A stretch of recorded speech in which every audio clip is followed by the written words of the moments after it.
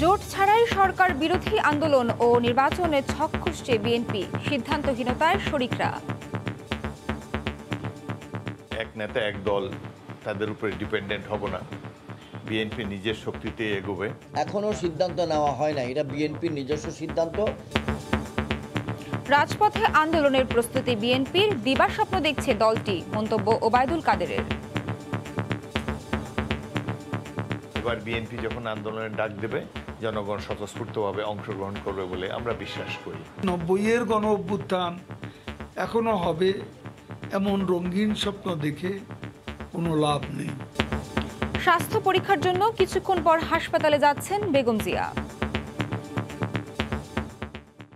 দেখছিলেন প্রধান শিরোনাম, দুপুরের সময়ের সঙ্গে আছি আমি নাবিলা সোহার। এবার অন্যান্য শীর্ষ সংবাদ। দুর্নীতি মামলায় সাবেক স্বরাষ্ট্র প্রতিমন্ত্রী লুৎফুজ্জামান বাবরের 8 বছরের কারাদণ্ড, আগে থেকেই কারাগারে থাকায় খাটতে হবে না সাজা। চলতি সপ্তাহে 12 বছরের বেশি বয়সী শিশুদের করোনা টিকা দেওয়া হবে, জানালেন ডিজি। করোনাকালে ঘরবন্দি থাকায় শিশুরাই ডেঙ্গুতে আক্রান্ত হচ্ছে বেশি। প্রতি বছর একই সময় বাড়ছে পেঁয়াজের দাম, ভারতের নিয়ন্ত্রণে দেশের বাজার, দাবি ব্যবসায়ীদের। ঘাটতি দেখিয়ে ফায়দা লোটার চেষ্টা, আমদানি বন্ধই সমাধান। লোভ দেখিয়ে দরিদ্রদের কাছ থেকে কিডনি কিনে পাচারের সক্রিয় চক্র, প্রমাণ মিলেছে শতাধিক মানুষের কিডনি বিক্রির। ঢাকা ও জয়পুরহাটে গ্রেফতার 5।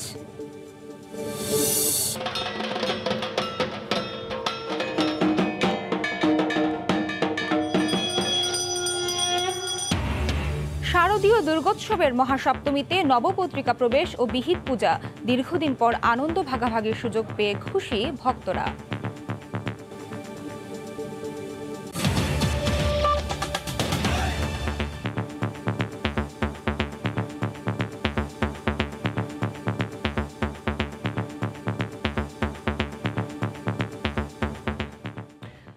অবৈধ সম্পদ অর্জন ও তথ্য গোপনের অভিযোগ প্রমাণিত হওয়ায় বিএনপি দলীয় সাবেক স্বরাষ্ট্র প্রতিমন্ত্রী লুৎফুজ্জামান বাবরকে 8 বছরের কারাদণ্ড দিয়েছেন আদালত। তবে প্রায় 1 যুগেরও বেশি সময় জেলে থাকায় সাজা খাটা হয়ে গেছে বলে গণ্য করা হয়েছে। তারপরও দণ্ড দেওয়ার বিরুদ্ধে আপিল করার কথা জানিয়েছে আসামিপক্ষ। উই আর লুকিং ফর শত্রুস, এই মন্তব্যের কারণে বিএনপির সাবেক স্বরাষ্ট্র প্রতিমন্ত্রী লুৎফুজ্জামান বাবরকে সবাই চেনেন। 10টা অস্ত্র মামলা, 21শে আগস্ট গ্রেনেড হামলা মামলার ফাঁসির দণ্ডপ্রাপ্ত আসামিও তিনি। 1 যুগেরও বেশি সময় ধরে রয়েছেন কারাগারে। 13 বছর আগে হওয়া দুর্নীতির এক মামলার রায়ের জন্য মঙ্গলবার আদালতে আনা হয় তাকে। তার বিরুদ্ধে অভিযোগ 7,95,95,000 টাকার অবৈধ সম্পদ অর্জন, 26 লাখ টাকার সম্পদের তথ্য গোপন করেছেন তিনি। রায়ে 8 বছরের কারাদণ্ড হয় সাবেকেই স্বরাষ্ট্র প্রতিমন্ত্রীর। যদিও এই মামলায় 12 বছরের বেশি সময় জেলে থাকায় তাকে সাজা খাটতে হবে না। এ রায়ে সন্তুষ্ট দুদক। আইনজীবী জানান, বাজেয়াপ্ত করা হবে অবৈধভাবে আয় করা টাকা। 26-এর 2 ধারায় দোষী সাব্যস্তক্রমে 3 বছরের সশ্রম কারাদণ্ড এবং একই আইনের 27-এর 1 ধারায় দোষী সাব্যস্ত করে 5 বছরের সশ্রম কারাদণ্ড। আসামির প্রাইম ব্যাংক গুলশান শাখায় $10 লক্ষ অর্থাৎ 6,49,49,218 টাকা রাষ্ট্রের অনুকূলে বাজেয়াপ্ত করা হয়েছে। ক্ষুব্ধ আসামিপক্ষ বলছে সুপ্রিম কোর্টে আপিল করার কথা। বিজ্ঞ আদালত আজকে যে অবজারভেশনটা দিয়েছে যে 26 লক্ষ টাকার তথ্য গোপন, সেটি আমার মনে হয় যে মাননীয় আদালত সাক্ষ্যের যে সাক্ষ্য সেটি বোধহয় সঠিকভাবে উপলব্ধি করতে পারেন নাই। যে শাস্তি দিয়েছেন সেটার বিরুদ্ধে আমরা অবশ্যই সংক্ষুব্ধ এবং আমাদের যে আসামির জনাব লুৎফুজ্জামান বাবর, তার বিরুদ্ধে উচ্চ আদালতে আপিল দায়ের করবেন। 2007 সালের 28শে মে সেনা সমর্থিত তত্ত্বাবধায়ক সরকারের সময় যৌথ বাহিনীর অভিযানে গ্রেফতার হন লুৎফুজ্জামান বাবর। পরের বছর তার বিরুদ্ধে দুর্নীতির এই মামলাটি করে দুদক। আফজাল হোসেন, সময় সংবাদ, ঢাকা।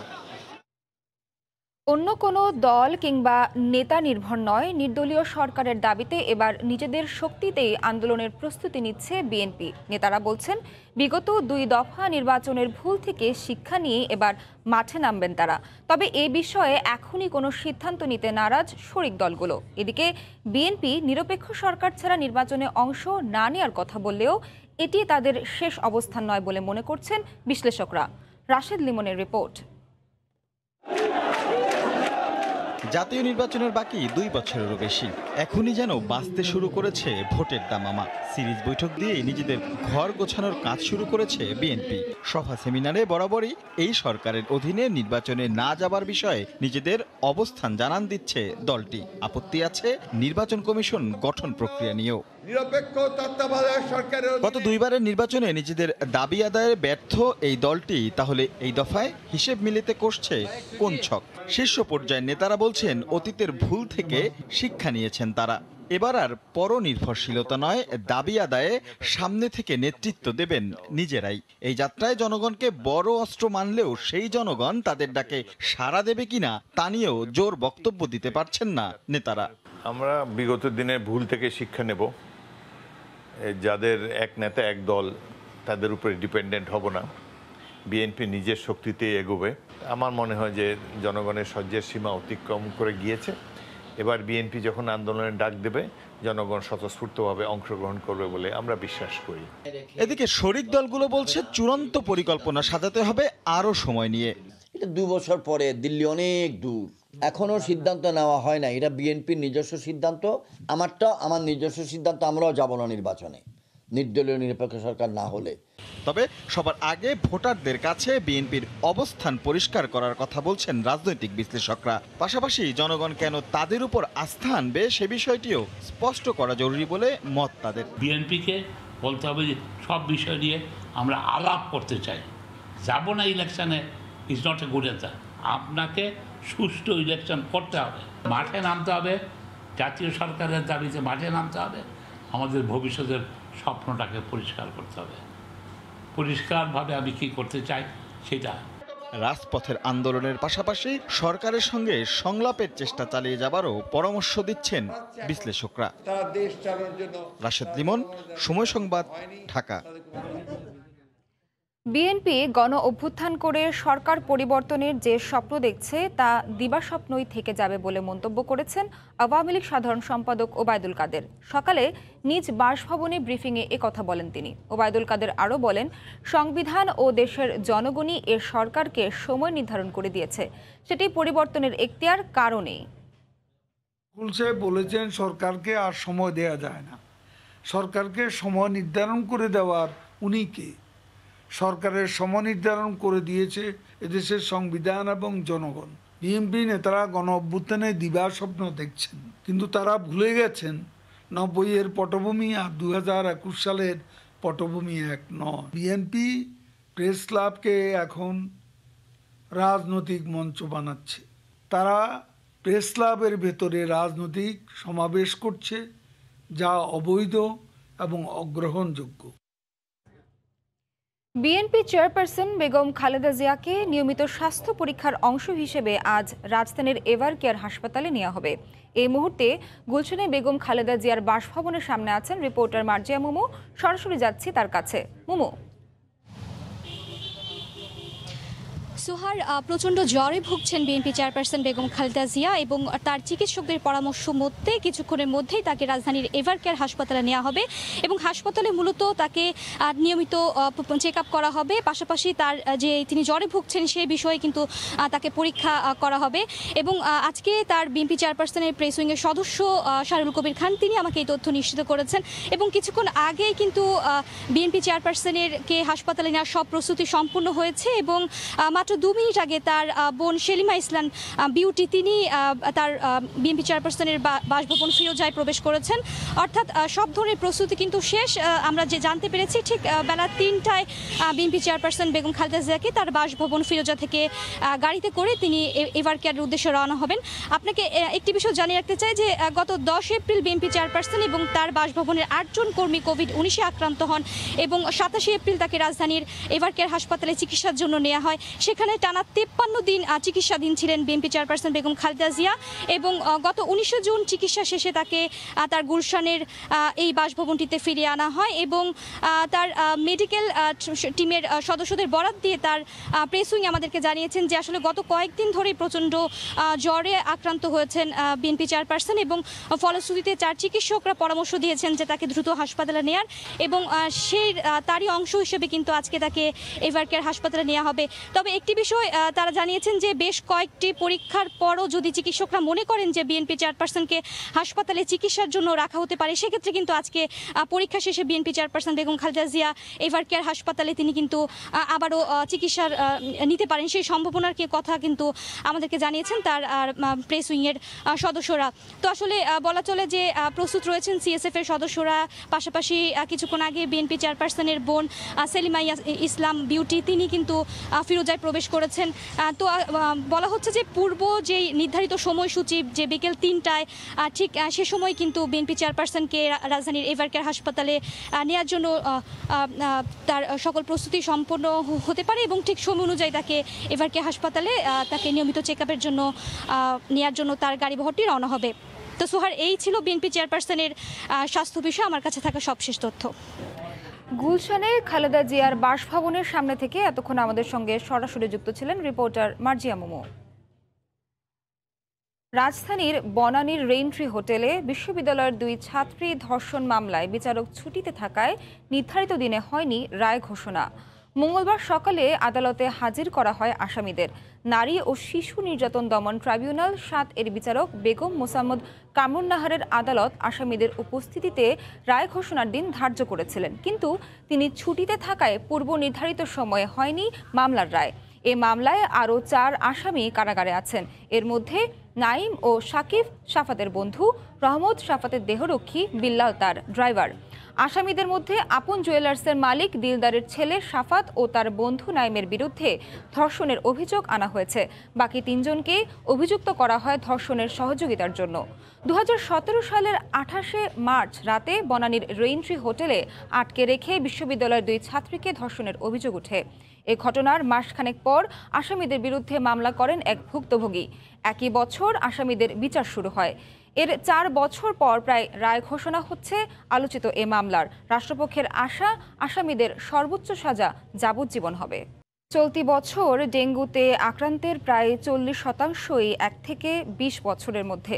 করোনাকালে ঘরবন্দি থাকা শিশুরাই বেশি আক্রান্ত হচ্ছে বলে জানিয়েছেন চিকিৎসকরা।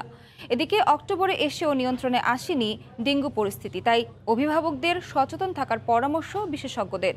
এদিকে চলতি সপ্তাহ থেকে 12 বছরের বেশি বয়সী শিশুদের দেয়া হবে করোনার টিকা, একথা জানিয়েছেন স্বাস্থ্য অধিদপ্তরের মহাপরিচালক।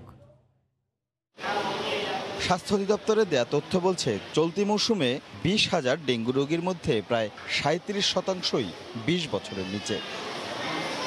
ঢাকা শিশু হাসপাতালে এই মৌসুমে ডেঙ্গু নিয়ে হাসপাতালে ভর্তি হয়েছে 819 জন। আর এই অক্টোবরে এসেও 48 জন শিশু এখনও লড়ছে এই ভাইরাস নিয়ে। আইসিইউতে চাপ কমলেও এখনও নিয়ন্ত্রণে আসেনি পরিস্থিতি। ডাক্তার অনেক টেস্ট করছে, করার পরে যে রিপোর্ট আসছে ব্লাডের সমস্যা আর ডেঙ্গু অনেক খারাপ পর্যায়ে চলে গেছিল। বাসায় তো আমরা সবসময় এমনি ভালোই রাখি, মশারি টানানো, বাচ্চা তো বাইরে খেলে সব সময়। এখন কিভাবে কি হয়ে গেছে আমি বলতে পারি না। কেমনে হয়েছে একমাত্র আল্লাহ জানে, এটা তো আর আমরা বলতে পারবো না। করোনাকালে ঘরে থাকাতেই এই মৌসুমে কম বয়সীরা বেশি আক্রান্ত হয়েছে বলছেন চিকিৎসকরা। স্কুল গোয়িং চিলড্রেন যারা আছে, বিশেষ করে 1 থেকে 18 বছরের বয়সের বাচ্চা এবং 5 থেকে 10 বছরের বাচ্চারা বেশি আক্রান্ত হচ্ছে। শিশুরা যেহেতু ফুল স্লিভের জামা কাপড় পরতে চায় না, প্লাস হচ্ছে মশার ভিতর থাকতে চায় না, এবং দিনের বেলায় মশাগুলো বিশেষ করে সন্ধ্যার সময় অ্যাক্টিভ থাকে। তো এই ক্ষেত্রে প্রথম দিকে পিকটা একটু বেড়ে গিয়েছিল, সম্ভবত এই কারণেই। পরিবেশ পরিস্থিতি বিবেচনায় বিশেষজ্ঞদের শঙ্কা, নভেম্বর পর্যন্ত ভোগাতে পারে এবারে ডেঙ্গু, তাই আরও কয়েকদিন সচেতন থাকতে হবে। যদি পাশাপাশি অন্য জ্বর আছে, সুতরাং সেটাও মাথায় রাখতে হবে। আবার করোনাও আছে, করোনা যে চলে গেছে তা না। সেই জন্য সবাইকে আপনার অভিভাবকদের কিন্তু একটু সচেতন থাকতে হবে এই মুহূর্তে। এদিকে ঋতু পরিবর্তনের এই সময়টাতে পাল্লা দিয়ে বাড়ছে শিশুদের জ্বর ও ঠান্ডাজনিত সমস্যা, তাই তাদের প্রতি বাড়তি যত্ন নেওয়ার পরামর্শ চিকিৎসকদের। রাশেদ লিমন, সময় সংবাদ, ঢাকা। টাকার লোভ দেখিয়ে প্রত্যন্ত অঞ্চলের দরিদ্র মানুষের কাছ থেকে কিডনি কিনে পাচার করত সক্রিয় একটি চক্র। এখন পর্যন্ত শতাধিক মানুষের কিডনি ভারতে বিক্রি করেছে বলে জানিয়েছে র্যাব। চক্রের 5 সদস্যকে ঢাকা ও জয়পুরহাট থেকে গ্রেফতার করা হয়েছে। কিডনি প্রতি ৩ থেকে ৪ লাখ টাকা। প্রত্যন্ত অঞ্চলের নিম্ন আয়ের মানুষদের টার্গেট করে মানবদেহের গুরুত্বপূর্ণ এই অঙ্গ বিক্রি করতে প্রলুব্ধ করত একটি চক্র। তবে কিডনি পাওয়ার পর প্রতিশ্রুতি অনুযায়ী টাকা পরিশোধ না করেই লাপাত্তা হয়ে যেত চক্রের সদস্যরা। জয়পুরহাটে টাকা না পাওয়া ভুক্তভোগীদের অভিযোগের ভিত্তিতে চক্রের মূল হোতা শাহরিয়ার ইমরান সহ ৫ জনকে গ্রেপ্তার করেছে র্যাব। জিজ্ঞাসাবাদে জানা যায় প্রতি কিডনি বাবদ রোগীদের কাছ থেকে ১৫ থেকে ২০ লাখ টাকা নিত এই ব্যবসায়ী চক্র। বিপরীতে ডোনারদের গছিয়ে দেওয়া হতো মাত্র ২ লাখ টাকা। সামাজিক যোগাযোগ মাধ্যমে বিভিন্ন পেজ খুলে বিভিন্ন পেজের মাধ্যমে তারা এই ধরনের অবৈধ ট্রান্সপ্লান্টেশন, যেটা বিভিন্ন অঙ্গ প্রত্যঙ্গের, সেটা কিডনি, লিভার, এই সংক্রান্ত বিভিন্ন কার্যক্রম পরিচালনা করে আসছিল। ৩টি গ্রুপে বিভক্ত হয়ে এই কাজ চালিয়ে আসছিল চক্রটি। একজন দুজন নয়, এভাবে শতাধিক মানুষের কিডনি দেশের বাইরে পাচার করেছে চক্রটি। যখন ম্যাচিং সম্পন্ন হয়, পরবর্তীতে এই গ্রুপটি তাদের অবৈধ কাগজপত্র তৈরি করা, বিদেশে পাঠানো বা পার্শ্ববর্তী দেশে যেই হাসপাতালে প্লান্টেশন করাবে এটার সাথে যোগাযোগ করা, এই কার্যক্রমটি এই গ্রুপ করে থাকে। গ্রেফতারকৃতদের কাছ থেকে কিছু পাসপোর্ট, কিছু অবৈধ জাল ডকুমেন্ট উদ্ধার করা হয়। এই চক্রের কয়েকজন সদস্য এর আগে জেল খাটলেও লাভজনক হয় আবার ফিরে আসে ব্যবসায়। তাজওয়ার মাহমিদ, সময় সংবাদ, ঢাকা। ই কমার্স প্রতিষ্ঠান ইভ্যালির দেনা নির্ধারণের জন্য কমিটি গঠন করবেন দেশের উচ্চ আদালত। কাল এ বিষয়ে আদেশ দেওয়ার কথা জানিয়েছেন আদালত। অবসরপ্রাপ্ত একজন বিচারপতি সচিব চার্টার্ড অ্যাকাউন্টেন্টের সমন্বয়ে এ কমিটি গঠন করা হবে। কমিটির কাজ করবে ইভ্যালির অনিয়ম, দায় দেনা এবং বিনিয়োগকারীদের টাকা কিভাবে ফেরত দেওয়া যায় তার উপায় বের করা।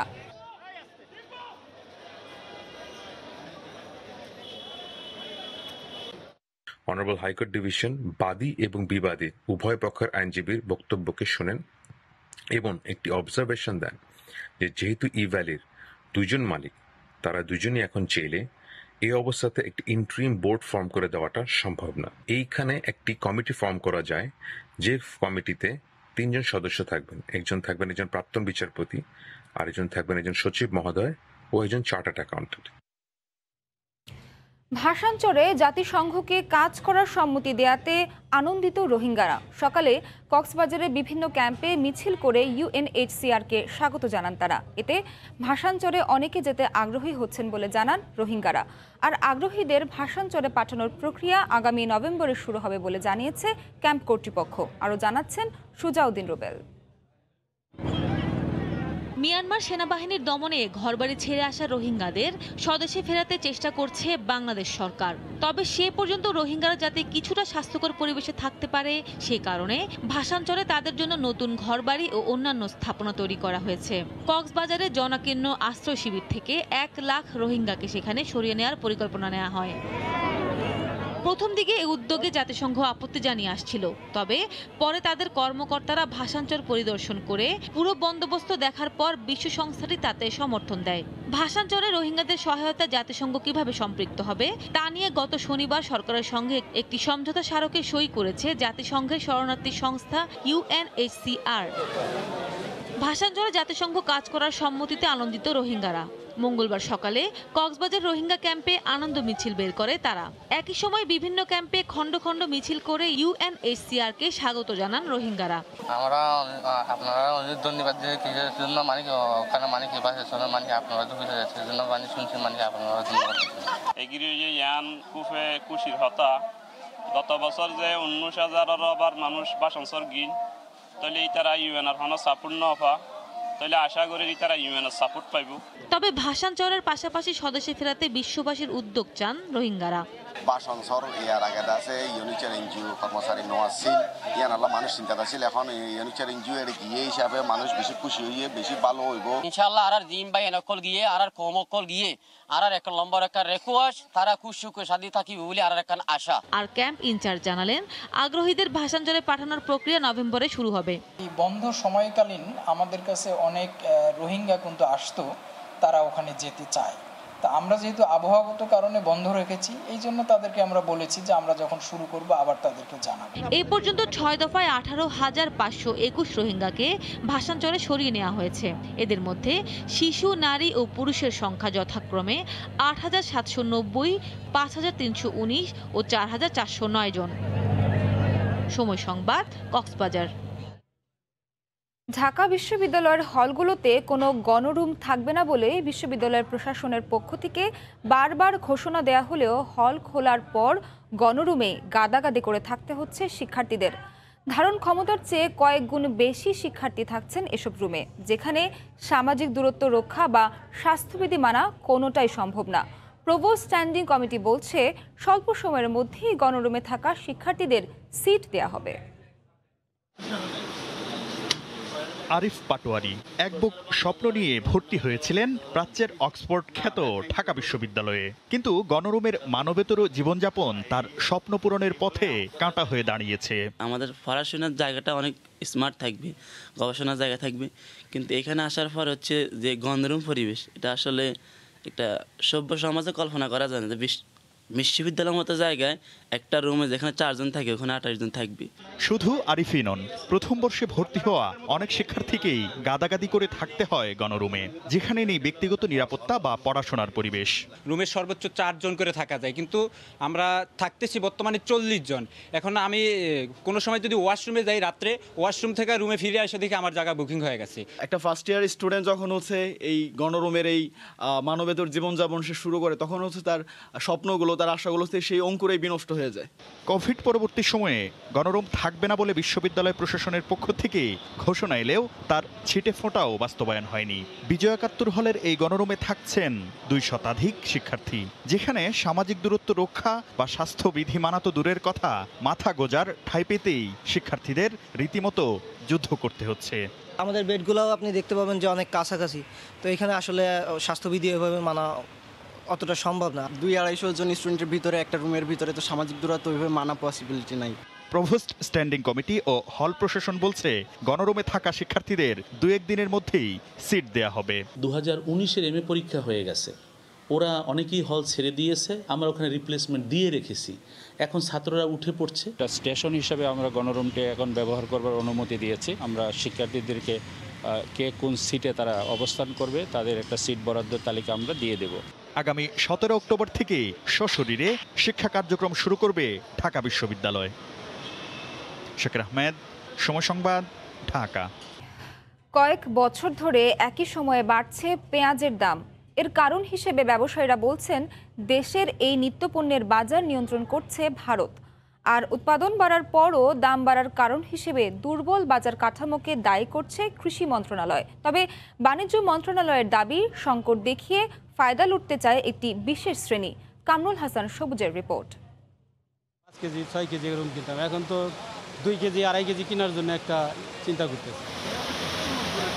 হঠাৎ করে নিত্যপণ্যের দাম বাড়লে কেনার আগে এভাবেই ভাবতে হয় ভোক্তাদের। এর কারণ স্পষ্ট, সরকারি বিপণন সংস্থা টিসিবির হিসাবেই গত 1 মাসে পেঁয়াজের দাম কেজিতে বেড়েছে 20 থেকে 25 টাকা। কয়েক বছর ধরে বছরের একই সময়ে পেঁয়াজের দাম বৃদ্ধির কারণ হিসেবে আমদানি নির্ভরতাকে দায়ী করছেন কমিশন এজেন্ট ও আমদানিকারকরা। ভারতের রপ্তানিকারকেরা যে বাজার নির্ধারণ করে সেই বাজারটাই বাংলাদেশের বাজার হয়। দেশে যে পরিমাণ উৎপাদন হয় সেটা এনাফ না। ইন্ডিয়া একটা দেশ, যে দেশের থেকে পেঁয়াজ এলে আমাদের দেশে কম পড়ে। কৃষি সম্প্রসারণ অধিদপ্তরের তথ্য, গত জুন পর্যন্ত 1 বছরে পেঁয়াজের 35 লাখ টন চাহিদার বিপরীতে উৎপাদন হয় 33.5 লাখ টন, আগের বছরের চেয়ে 8 লাখ টন বেশি। সংরক্ষণ দুর্বলতায় সর্বোচ্চ 25% নষ্ট ধরলেও টিকে যায় 25 লাখ টনের বেশি। আমদানি প্রক্রিয়া স্বাভাবিক রয়েছে দাবি করে বাণিজ্য মন্ত্রণালয় বলছে, ঘাটতি দেখিয়ে ফায়দা লুটতে চায় বিশেষ একটি শ্রেণী। কোনো ঘাটতি নেই, ঘাটতি যারা বলে তারা আসলে মূলত ওই ম্যানিপুলেট করার জন্য বলে। কৃষিবিদদের মতে বাজারে নেই চাহিদা যোগান আর উৎপাদনের সঠিক পরিসংখ্যান, আর এই সুযোগ কাজে লাগাচ্ছেন ব্যবসায়ীরা। তাদের মতে আমদানি বন্ধেই রয়েছে এর আসল সমাধান। অ্যাকচুয়াল উৎপাদন কত আর আমাদের চাহিদা কত, এইখানে একটু রঙ্গরস খেলা আছে তত্ত্বের। কিছু সংখ্যক ব্যবসায়ী কারসাজি এবং কিছু তার সরকারি পর্যায়ের অনাগ্রহ। সমাধান হইল একটা, আমাদের প্যাকেজ আছে, উৎপাদন করে আমদানি করবো না। কৃষি মন্ত্রণালয় বলছে, পেঁয়াজের উৎপাদন বাড়লেও মৌসুমের শুরুতে ন্যায্য মূল্য না পাওয়ায় আগ্রহ হারাচ্ছেন চাষিরা, যার প্রভাব পড়ছে মৌসুমের শেষে। 40 টাকা যদি হয় তাহলে ফার্মাররা লাভ করতে পারবে তাদের সিজনের সময়, কিন্তু সিজনে কিন্তু আমরা সেটা দিতে পারি না, যার ফলে পরবর্তী সময় বিভিন্ন হাত ঘুরতে ঘুরতে এটার দামটা একটু বেশি পায়।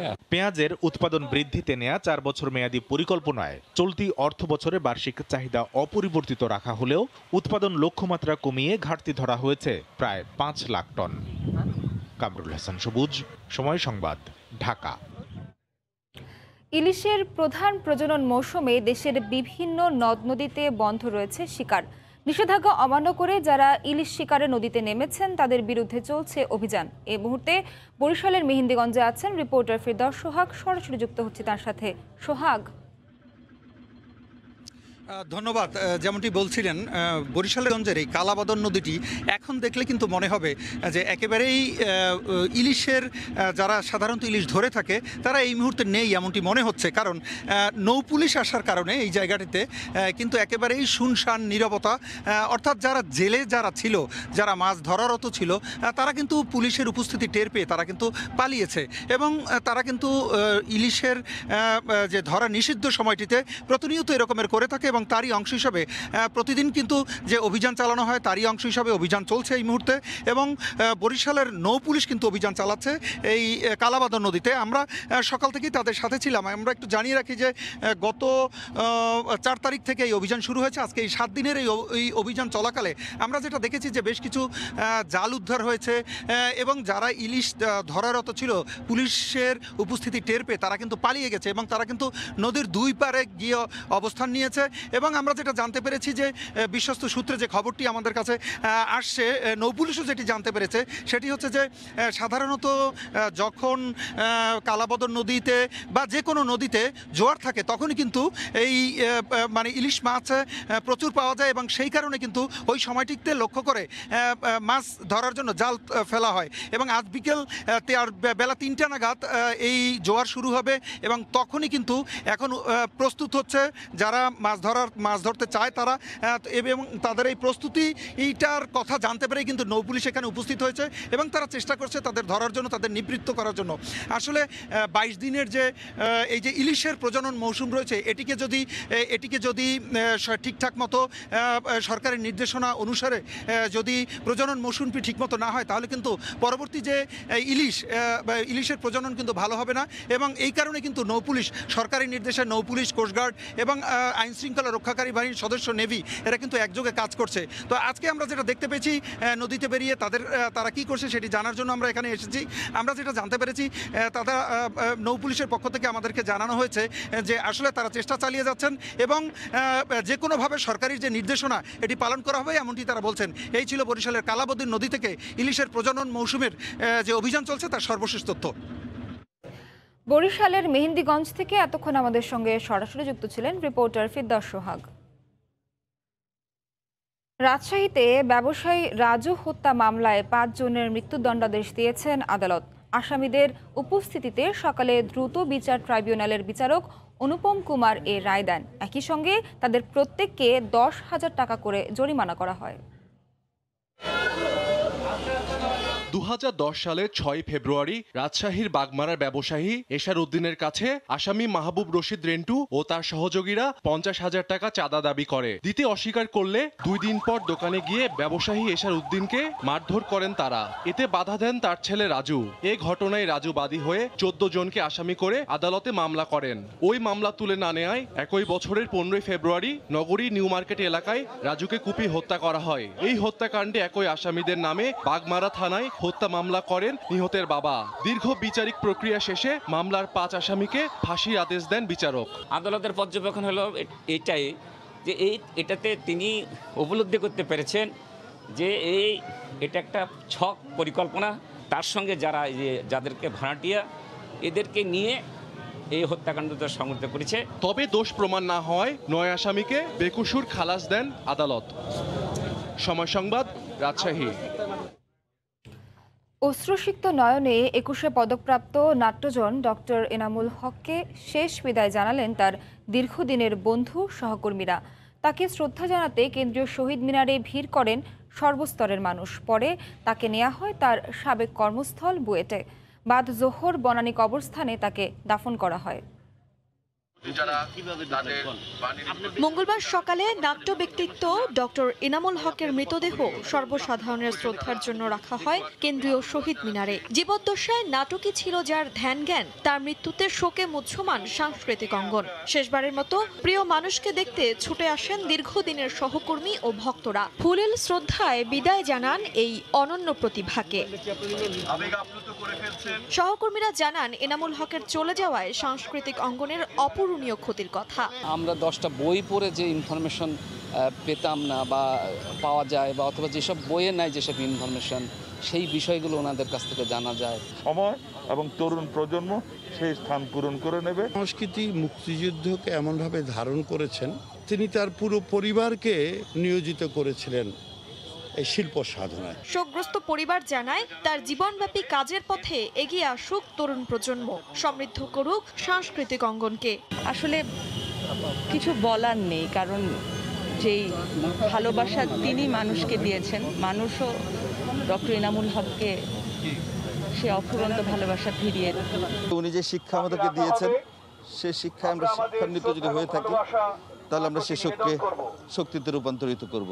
এসেছিলেন সামাজিক ও রাজনৈতিক অঙ্গনের ব্যক্তিরাও। বলেন এনামুল হক বেঁচে থাকবেন তার কর্মের মাঝে। অধ্যাপক ডক্টর এনামুল হক শুধু একজন অধ্যাপক হিসাবেই নন, একজন সমাজকর্মী, সমাজ সংস্কারক, একজন সাংস্কৃতিক ব্যক্তিত্ব। তার মতো এমন একজন গুণী মানুষের হঠাৎ প্রস্থান সত্যিকার অর্থেই এটি জাতির জন্য বেদনার। পরে এনামুল হকের মরদেহ নেওয়া হয় দীর্ঘদিনের কর্মস্থল বুয়েট ক্যাম্পাসে। সেখানে তার জানাজা অনুষ্ঠিত হয়। তানজিলা খান মিম, সময় সংবাদ, ঢাকা।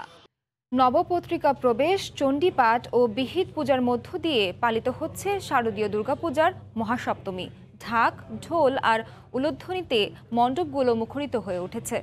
ভক্তদের প্রার্থনা, দেবীর আশীর্বাদে আবারও শান্তি ফিরে আসবে পৃথিবীতে। আফরোজা মৌটুসির প্রতিবেদন। মহাসপ্তমীতে মহামায়া, ঢাক, ঢোল আর উলুধ্বনিতে মণ্ডপগুলো মুখরিত হয়ে ওঠে ভক্তদের আনাগোনায়।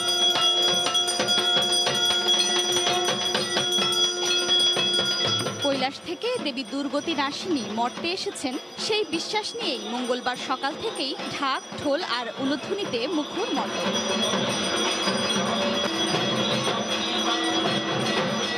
নবপত্রিকা স্নান ও প্রতিস্থাপনের মধ্য দিয়ে করা হয় সপ্তমী পূজা। 9টি উদ্ভিদে তৈরি এই নবপত্রিকা খাদ্য সংকট দূরীকরণের লক্ষ্যে পূজা করা হয়ে থাকে। সকালবেলা নবপত্রিকার যে আরাধনা সেটি হয়েছে এবং স্নান করা হয়েছে, তারপরে তার প্রতি পূজা নিবেদন করা হয়েছে। ফুল, বেলপাতা দিয়ে অঞ্জলি শেষে ভক্তরা দেবীর কাছে প্রার্থনা করেন পৃথিবীতে শান্তি প্রতিষ্ঠার। বাংলাদেশ সহ সারা বিশ্বে যে করোনা মহামারী চলছে, তার থেকে জন্য মা আমাদের উদ্ধার করেন, কারণ মা হচ্ছেন দুর্গতি নাশিনী, অসুর বিনাশিনী। মা আশীর্বাদ করেন আমাদেরকে, তাহলে এবার দোলনার সাথে সাথে মা করোনা ভাইরাসের মতন এত মহামারীটাকে সে সাথে নিয়ে যাবে। পূজার আনুষ্ঠানিকতা শেষে মহানগর সার্বজনীন পূজা কমিটির পক্ষ থেকে গরিবদের মাঝে বস্ত্র বিতরণ করা হয়। মণ্ডপে মণ্ডপে মন্ত্রের ধ্বনি যেন জানান দিচ্ছে বাঁধ ভাঙা আনন্দ উচ্ছ্বাসের। দেবী দুর্গার আশীর্বাদে পৃথিবী থেকে দূরীভূত হবে সকল দুঃখ, কষ্ট, বেদনা ও পাপ। মহাসপ্তমীর পুণ্য পাবনে এমনটাই প্রত্যাশা সনাতন ধর্মাবলম্বীদের। ঢাকেশ্বরী জাতীয় মন্দির থেকে আফরোজা মৌটুসী, সময় সংবাদ, ঢাকা। এই মুহূর্তে রাজধানীর ঢাকেশ্বরী মন্দিরে আছেন সহকর্মী আফরোজা মৌটুসী এবং কলকাতার পূজা উদযাপনের খবর জানাতে সেখান থেকে যুক্ত হচ্ছেন সহকর্মী সুব্রত আচার্য। সরাসরি যাব তাদের কাছে। প্রথমেই যাচ্ছি মৌটুসীর কাছে। মৌটুসী। সোহার, মহাসপ্তমীতে মণ্ডপগুলো ভরে উঠেছে ভক্তদের আনাগোনায়। সকালে চণ্ডীপাঠ এবং কল্পরম্ভ এবং বিহিত পূজার মাধ্যমে শুরু হয়েছে সপ্তমীর পূজার আনুষ্ঠানিকতা এবং এই পূজার মাধ্যমে সকালে কলাবউ স্নান করানো হয়েছে এবং কলাবউকে প্রতিস্থাপন করা হয়েছে দেবী দুর্গার ডান পাশে অর্থাৎ গণেশের পাশে এবং এই কলাবউ বানানো হয়েছে 9টি উদ্ভিদের মাধ্যমে এবং তাদের বিশ্বাস যে এই কলাবউ পূজার মাধ্যমে তাদের যে খাদ্য সংকট দূর হবে, দেবী দুর্গা তাদেরকে খাদ্য সংকট থেকে দূরে রাখবেন এবং এখনো পর্যন্ত মণ্ডপে অনেক ভিড় লক্ষ্য করা যাচ্ছে। সকালে যে পূজা হয়েছিল সেই পূজার সপ্তমীর বিশেষ মন্ত্রের মাধ্যমে সপ্তমীর পূজা অনুষ্ঠিত হয়েছিল এবং সেই পূজার পরে অঞ্জলি দেওয়া হয়েছিল। ভক্তরা প্রণাম করেছেন, বেলপাতা ও ফুলের মাধ্যমে তারা অঞ্জলি দেন এবং এর পরে বিভিন্ন জায়গা থেকে আরও লোকজন আসতে শুরু করে। যদিও সকাল দিকে আরও বেশি মানুষজন দেখা গেছে এখানে, এখন ভিড় কিছুটা কমেছে। এই তপ্ত রোদ্রে হয়তো বা ভিড় কিছুটা কম, হয়তো বিকেল দিকে আবারও লোকজন আসা শুরু করবে। এবং আশেপাশ যদি আমি লক্ষ্য করেন তো দেখতে পাবেন যে এখনও কিন্তু লোকজন খুব কমও নেই, অনেক মানুষ এদিকে আছেন এবং আইনশৃঙ্খলা রক্ষা বাহিনীরাও তৎপর রয়েছেন। তারা জানিয়েছেন যে তারা সব অপ্রীতিকর পরিস্থিতি ঠেকাতে সর্বদা প্রস্তুত আছেন এবং যে কোনো পরিস্থিতিতে তারা মোকাবেলা করতে সক্ষম আছেন। এবং যে সপ্তমীর যে পূজা অনুষ্ঠিত হয়েছে সকাল থেকে, সেই পূজায় অঞ্জলি দিয়েছেন যারা এখনো পর্যন্ত অঞ্জলি দিতে পারেননি, তারা আসছেন এবং দেবী দুর্গাকে দেখতে এখনো অনেক মণ্ডপ ঘুরে মানুষজন আসছেন। সনাতন ধর্মাবলম্বীরা আসছেন, প্রণাম করছেন এবং দেবী দুর্গার কাছে তারা প্রার্থনা করছেন যাতে তিনি শান্তি প্রতিষ্ঠা করেন। এই যে করোনা মহামারী ছড়িয়ে পড়েছে, তারা চাচ্ছে যাতে দেবী দুর্গা এবার দোলায় যাওয়ার সময় এই রোগ শোক এবং এই মহামারী সাথে করে নিয়ে যান। তো এই ছিল ঢাকেশ্বরী মন্দির থেকে আমার কাছে সবশেষ। আমরা এখন যাব কলকাতায়, সেখানে আছেন আমার সহকর্মী সুব্রত আচার্য। জানবো কলকাতার মহাসপ্তমীর পূজার সবশেষ তার কাছ থেকে। সুব্রত। মহাসপ্তমীর শুভেচ্ছা এবং আপনার মাধ্যমে দর্শকদের। মৌটুসী খুব সুন্দর করে বলছিল যে পুজোর সপ্তমীর নবপত্রিকা স্নান এবং কলাবউ স্নানের মধ্য দিয়ে দেবীর প্রাণ প্রতিষ্ঠা হয়েছে। শুধু দেবী নয়, দেবীর পরিবারের সকল সদস্যের সকালবেলায় কিন্তু প্রাণ প্রতিষ্ঠা হয়েছে। সেই যে ধর্মীয় আচার সে সম্পর্কে মৌটুসী ঢাকা থেকে বিস্তারিত জানেন। আমি আর সেই বিস্তারিত দিকে যাব না। প্রিয় দর্শক, আমরা কলকাতা শহরে দাঁড়িয়ে রয়েছি। কলকাতা শহর মানেই দুর্গাপুজোর শহর আর বাঙালির শ্রেষ্ঠ উৎসব দুর্গাপুজো। আমি প্রতিদিন সকাল সন্ধে উত্তর দক্ষিণ মধ্য কলকাতা সল্টলেক ঘুরে বেড়াচ্ছি মণ্ডপে মণ্ডপে। আমি শুরুতেই যেটি দর্শকদের জানাতে চাই, পশ্চিমবঙ্গের দুর্গাপুজো শুধু দুর্গাপুজো নয়, ধর্মীয় আচার আচরণের বাইরে প্রত্যেকটি পুজো মণ্ডপের একটি আলাদা বার্তা দেওয়া হয়। সামাজিক রাষ্ট্রীয় সংকট বা সম্ভাবনা, সৃষ্টি, বিজ্ঞান, প্রযুক্তি, এই সমস্ত নিয়েই কিন্তু থিমে সাজানো হয়। শুধু থিম নয়, আলোর রোশনাইও কিন্তু সন্ধ্যার পর থেকে পুরো মাত হয়ে যায় গোটা বাংলা। সব মিলিয়ে আমি এখন দাঁড়িয়ে রয়েছি ঠিক মধ্য এবং মধ্য কলকাতা ঠিক শেষ অংশে খ্রিস্টবার রোডের 18 পল্লীর পুজো, যেটি 88 বছর ধরে চলছে। আমি সহকর্মীকে বলবো যে একটু দেখানোর জন্য যে গ্রামীণ পটভূমিতে কিন্তু এখানকার থিম রচনা করা হয়েছে।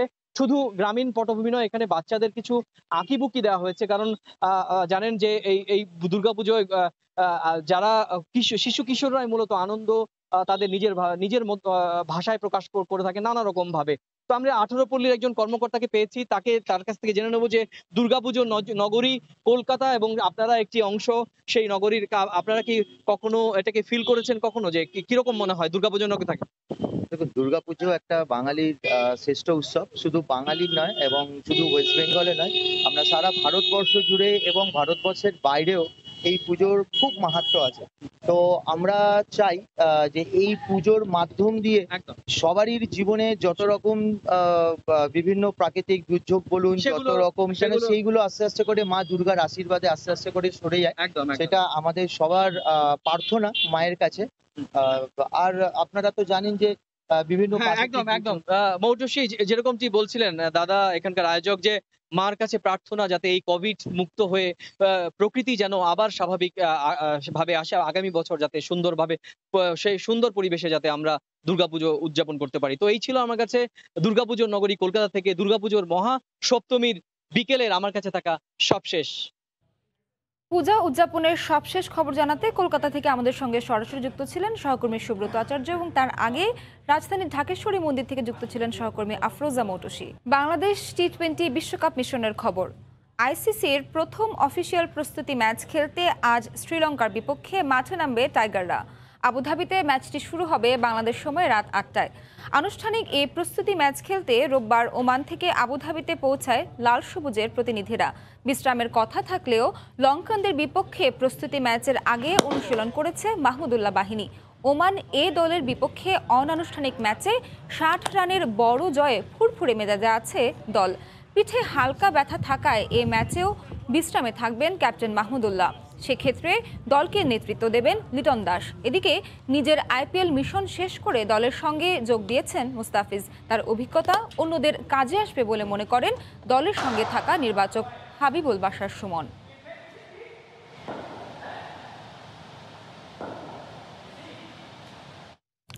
সাফ চ্যাম্পিয়নশিপে কাল ডু অর ডাই ম্যাচে নেপালের মুখোমুখি হবে বাংলাদেশ ফুটবল দল। এই মুহূর্তে মালদ্বীপের রাজধানী মালেতে আছেন রিপোর্টার SM ইকবাল। বাংলাদেশ দলের সবশেষ খবর জানতে সরাসরি যুক্ত হচ্ছে তার সাথে। ইকবাল। সোহার, ঠিক তাই। আসলে ডু অর ডাই ম্যাচে কালকে নেপালের মুখোমুখি হতে যাচ্ছে বাংলাদেশ। কিছুক্ষণ পর আনুষ্ঠানিক সংবাদ সম্মেলন। প্রথমেই নেপাল জাতীয় ফুটবল দল তাদের বিবৃতিগুলো প্রদান করবে, তারপরে বাংলাদেশের পক্ষ থেকে অস্কার ব্রুজেন এবং জামাল ভুঁইয়ার আসার কথা রয়েছে। তার আগে জানিয়ে রাখি, এই ম্যাচে কিছুটা আপার হ্যান্ডে রয়েছে কিন্তু নেপাল, কারণ তারা দুটো উইন আছে তাদের। যদিও লাস্ট ম্যাচটা তারা হেরেছে, দুটো উইনের সুবাদে তাদের ঝুলিতে এখন হচ্ছে 6 পয়েন্ট। অর্থাৎ আগামীকালের ম্যাচে তারা যদি একটি পয়েন্ট সংগ্রহ করে সেক্ষেত্রে ড্র করলেও তাদের চলবে। কিন্তু বাংলাদেশের সিচুয়েশনটা হচ্ছে মাস্ট উইন। বাংলাদেশকে ফাইনালের টিকিট পেতে হলে অবশ্যই জয় পেতে হবে। এই যখন হচ্ছে সমীকরণ, তখন আসলে আমরা হিস্ট্রি বা ইতিহাস ঘেটে কোনো হচ্ছে আসলে কি বলবো আর কি স্বস্তির কোনো পরিসংখ্যান পাই না। কারণ 1997 সালের পর থেকে আমরা যতটুকু জানি এই সাফ চ্যাম্পিয়নশিপে বাংলাদেশ মাস্ট উইন ম্যাচ একটিও জিততে পারেনি এবং সবশেষ 2018 সালে এই প্রতিপক্ষ ছিল নেপাল এবং ঢাকার মাঠেও সেই ম্যাচটা বাংলাদেশ কিন্তু 2-0 ব্যবধানে হেরে গিয়েছিল, যার ফলে হচ্ছে ফাইনালটা খেলা হয়নি এবং গেল 4টা আসর সাফের আমরা গ্রুপ পর্ব থেকেই শেষ করেছি। এইবার হচ্ছে আসলে বাংলাদেশ কতটা সেই ইতিহাসের ব্যত্যয় ঘটাতে পারবে সেটাই হচ্ছে আসলে দেখার বিষয়। তার আগে টিম সম্পর্কে যদি জানিয়ে রাখি, আপনি নিশ্চয়ই জানেন যে দুটো নিষেধাজ্ঞা ছিল বাংলাদেশের লাস্ট ম্যাচে, সেখান থেকে বিশ্বনাথ ঘোষ এবং রাকিব হোসেন ফিরছেন। তবে একই সঙ্গে দুঃসংবাদ হচ্ছে ইয়াসিন আরাফাত কিন্তু এই ম্যাচে থাকতে পারছে না, ওই ডাবল হলুদ কার্ডের নিষেধাজ্ঞায়। পক্ষান্তরে নেপাল ফুটবল টিমে এই ধরনের কোনো জটিলতা নাই। নেপাল লাস্ট ম্যাচটা হেরেছে, সেদিক থেকে তারা মোরালি কিছুটা পিছিয়ে থাকবে, তবে তারা যতটা সম্ভব রক্ষণাত্মক ফুটবল খেলার চেষ্টা করবে যাতে হচ্ছে বাংলাদেশ তাদের গোলমুখ ওপেন করতে না পারে। এটাই হচ্ছে বাংলাদেশের জন্য দুশ্চিন্তার বিষয়। তবে কাল যখন রাকিব হোসেনের সঙ্গে আমরা কথা বলছিলাম, তিনি যেটা বলেছিলেন, এখনো ম্যাচের গেম প্ল্যান সেট হয়নি, তারপরেও আনঅফিশিয়ালি সে যে কথাটি বলেছিল যে বাংলাদেশ চেষ্টা করবে হচ্ছে আসলে আক্রমণাত্মক ফুটবল খেলার। আসলে আক্রমণাত্মক ফুটবল না খেলে বাংলাদেশের কোনো উপায় নাই, কারণ বাংলাদেশ যদি এই ম্যাচে শেষ পর্যন্ত গোল না পায় তাহলে এবারও গ্রুপ পর্ব থেকে বাংলাদেশকে বিদায় নিতে হবে। কিন্তু গ্রুপ পর্ব বলা যাবে না, ঠিক এবার যেহেতু লিগ ভিত্তিতে খেলা হচ্ছে প্রথম রাউন্ডটা, এবার হচ্ছে লিগ পর্ব থেকে বাংলাদেশকে বিদায় নিতে হবে। আমরা কিছুক্ষণ আগে স্টেডিয়ামের বাইরে ছিলাম, এটা বাংলাদেশের জন্য একটি ইতিবাচক দিক হতে যাচ্ছে যে মালদ্বীপের বিপক্ষে ম্যাচে মাঠে দর্শকরা প্রবেশ করতে পারেনি, তবে এই ম্যাচে কিন্তু মোটামুটি বলা যেতে পারে সমস্ত টিকিট সোল্ড আউট, যারা হচ্ছে সিংহভাগই প্রবাসীরা সংগ্রহ করেছেন। সুতরাং বাংলাদেশ আবারও নেপালের বিপক্ষে ম্যাচে হোম ক্রাউডের সুবিধা পেতে যাচ্ছে এবং এই সুবিধাটা যদি হচ্ছে জামাল ভুঁইয়ারা কাজে লাগাতে পারেন তাহলে বলা যেতে পারে যে দীর্ঘ 4 আসর পর আবারও হয়তো বাংলাদেশ ফাইনালের মঞ্চে উঠতেই যাচ্ছে এবং আমাদের প্রত্যাশা থাকবে বাংলাদেশের স্বাভাবিক পারফরমেন্সটা দিয়ে ফাইনাল নিশ্চিত করবে। তো সোহার, মালের ইন্টারন্যাশনাল স্টেডিয়াম থেকে আমার কাছে এই ছিল সবশেষ। মালদ্বীপের মালে থেকে এতক্ষণ আমাদের সঙ্গে সরাসরি যুক্ত ছিলেন রিপোর্টার SM ইকবাল। দুপুরের সময়ের শীর্ষ সংবাদ জানিয়ে দিচ্ছি আরেকবার। স্বাস্থ্য পরীক্ষার জন্য কিছুক্ষণ পর হাসপাতালে যাবেন বেগম জিয়া। জোট ছাড়াই আন্দোলন ও নির্বাচনে ছক কষছে বিএনপি, দিবার স্বপ্ন দেখছে দলটি, মন্তব্য ওবায়দুল কাদেরের। দুর্নীতি মামলায় সাবেক স্বরাষ্ট্র প্রতিমন্ত্রী লুৎফুজ্জামান বাবরের 8 বছরের কারাদণ্ড, আগে থেকেই কারাগারে থাকায় খাটতে হবে না সাজা।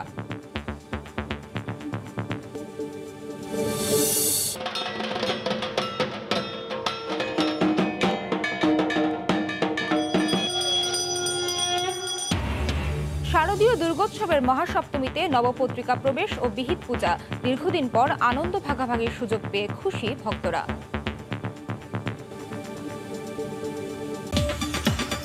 এ ছিল দুপুরের সময়ে, সঙ্গে থাকুন সময়।